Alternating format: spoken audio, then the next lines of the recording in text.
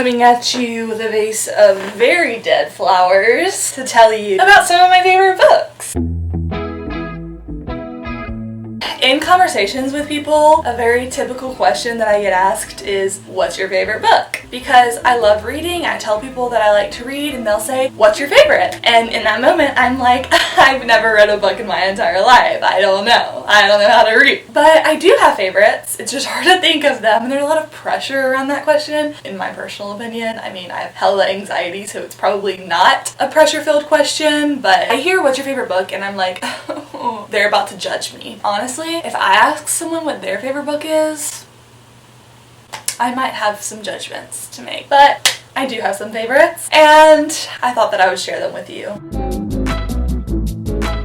This is going to be in no particular order because I don't necessarily have a ranking, I just have a lot. We'll start with this one. This is kind of a funny answer. Not really, but it's just my favorite childhood book. I thought I'd throw it in there. This is the book that made me fall in love with reading. The Miraculous Journey of Edward Tulane by Kate DeCamillo. My mom read this book to me and my sister when we were younger, and I've read it so many times since then. I cry every time I read it. It is a book for children, but it's very near and dear to my heart. There lived a China rabbit named Edward Tulane. He was owned by a girl named Abeline, who treated him with the utmost care and adored him completely. And then, one day, he was lost. If I ever have kids, I will be reading this to them. Continuing with children's book vibe. This is a YA book. It is called I'll Give You the Sun by Jandy Nelson. I've recommended this on my channel before for like a beach read. It's really, really good and really well written. It has a lot of metaphors and beautiful poetic language. It'll just give you all the warm fuzzies, honestly. I bought this book I think when I was like 15 because that's when it was really popular. And then I think it mentions sex or something like very early on, and I was like scandalized by it, so I just put it back on my shelf and like never picked it up again. And then during COVID, I had nothing to read and I literally read it in like 2 days and then immediately went and bought one and gave it to my best friend. I've done a horrible job of explaining the plot, so I'm about to Google it. Is my credit card information out?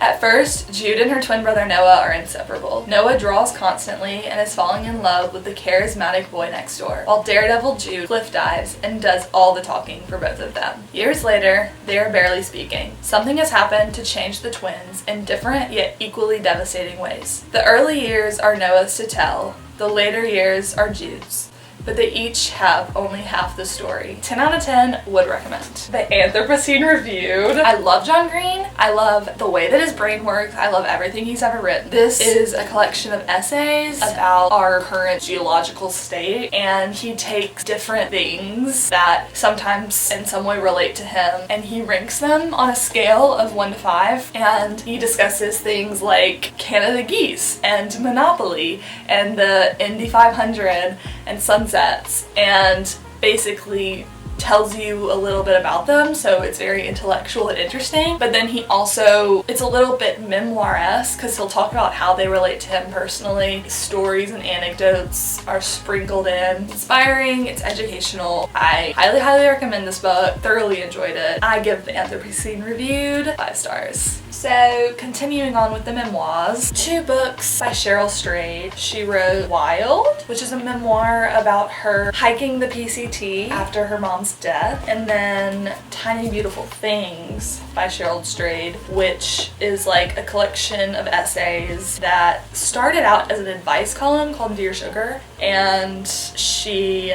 compiled some of, I guess, the best ones and made them into this book, which I refer to a lot. As with all like essay collections, some are better than others. It has just like nuggets of wisdom and inspiration, but it's also like written from someone who's been there. She's not like sitting on her high horse telling people what to do. Also just like really well written. I love Cheryl Strayed and I love these 2 books. Sticking with the memoir slash advice vibe, Untamed by Glennon Doyle. I love Glennon Doyle. I think she's so cool and so wise. First of all, the cover is just beautiful, which is like irrelevant. We look at our lives and wonder, wasn't it all supposed to be more beautiful than this? Glennon Doyle is a mother and a wife. She was an alcoholic and she wrote this book about her overcoming her alcoholism, and she was married to this man, the father of her children, and I'm pretty sure that that she got really famous for this book, and she was sort of like living this life, but it was sort of a lie because she fell in love with this woman. And this is the book of that story of how she was sort of pretending to be something and then found her true self and really found a lot of happiness in that. I really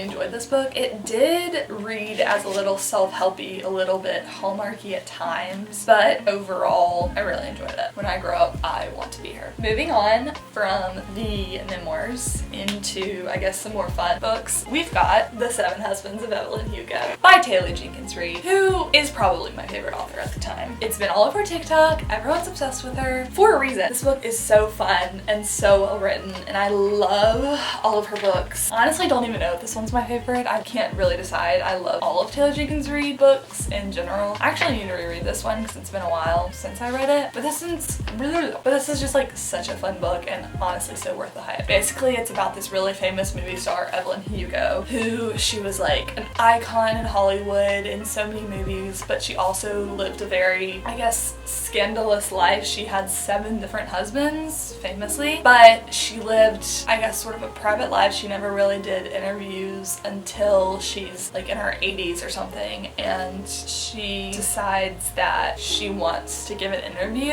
and she picks this low-level journalist who nobody really knows, and she's like, I'm gonna give my last interview, my whole life story, and chronicle like all of my husbands, tell you everything, but you're the one who has to write it. It's just such a fun time, and I love it, and I love all of Taylor Jenkins Reid's books. Next is a romance, The Heart's Invisible Furies by John Boyne. This book was a gift from my cousin, and I think I read it in like literally one sitting. So this is a romance and like heartbreaking. So set in Ireland in the 1940s, it follows Cyril Avery across his whole life. He's an orphan, he's adopted, and he falls in love, and it's just sort of the story of his whole life and his past. And I mean, honestly, I read it like 2 years ago, but it was really good and I would recommend it.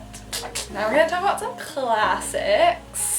Little Women. I love this book. I have loved you ever since I've known you. I love everything about this book. I own multiple copies. If you haven't read this book, you absolutely should. Even if you've seen the movie, you should still read the book. The book's always better. It's about 4 sisters set during the Civil War and their relationships with each other, and the neighbor Laurie, actually inspired by Louisa May Alcott's own family. I love it. It's feminist, it's fun, it's heartbreaking, it's lovable, it's all the warm fuzzy feelings. I don't know if you can really spoil a classic, but like basically when I first read this book, I texted my friend and was like, she died. And my friend was like, what? Like, who?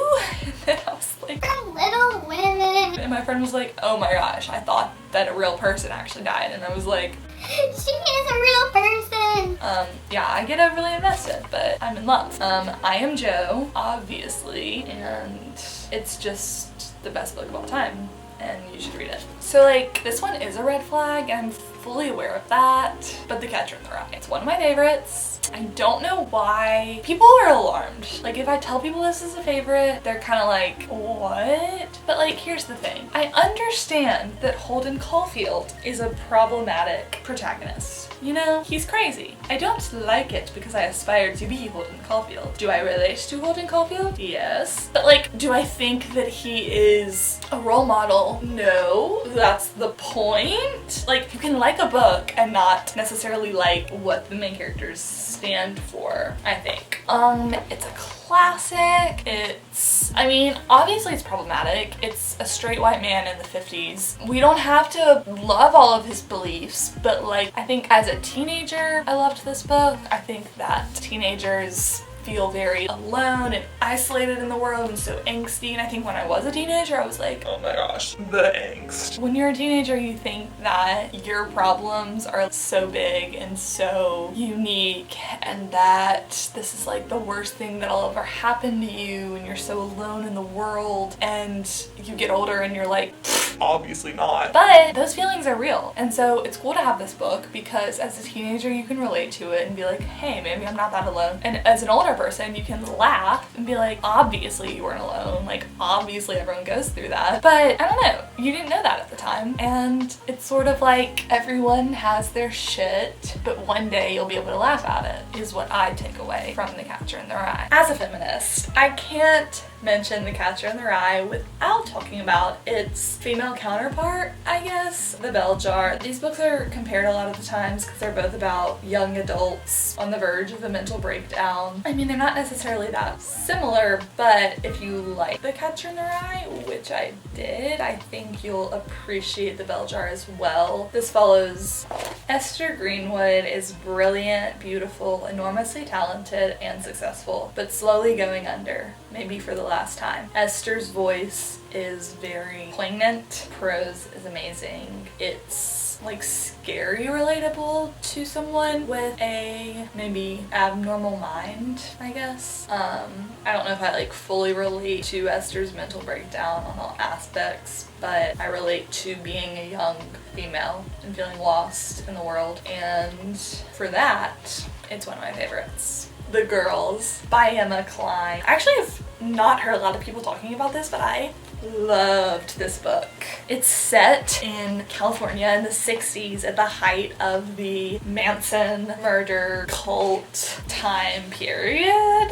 The main character, Evie Boyd, is in the park and she sees these girls from a distance and sort of becomes like obsessed with them. She strikes up a relationship and then gets involved in a cult. Soon Edie is enthralled to Suzanne, a mesmerizing older girl, and drawn into the circle of a soon-to-be infamous cult and the man who is its charismatic leader.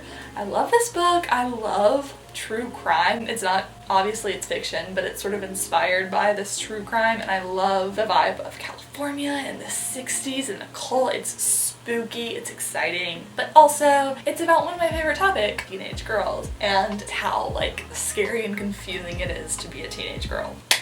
I think that's it. I think I'm content with the selection that I've chosen. I hope you enjoyed it. I hope you found some new books to add to your TBR. If you don't like the books, then just kindly do not let me know because that will hurt my feelings. Thanks so much for watching, and I'll see you next time. Satisfy the times that make you wonder about the bigger picture in your life.